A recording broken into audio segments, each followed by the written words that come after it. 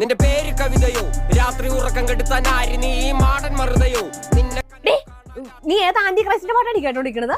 എന്റെ പൊന്നു മമ്മി, ഇത് ആന്റി ക്രൈസ്റ്റിന്റെ പാട്ടൊന്നും അല്ല, ഇത് വേടന്റെ പുതിയ പാട്ടാണ്. ഉണ്ടോ കഴിഞ്ഞ ഞായറാഴ്ച പള്ളിയിൽ അച്ഛൻ വിളിച്ചു പറഞ്ഞോളൂ, ഇപ്പത്തെ പിള്ളേർ മൊത്തം എന്താ ആന്റി ക്രൈസ്റ്റോ വേടന്റെ മാടന്റെ മറുതയുടെ പുറകെയാതോ, അവർക്ക് പ്രാർത്ഥനയില്ല ഭക്തിയില്ല. നീ ഇത് സങ്കീർത്തനം 91 വായിച്ചിട്ട് കിടന്നാൽ മതി.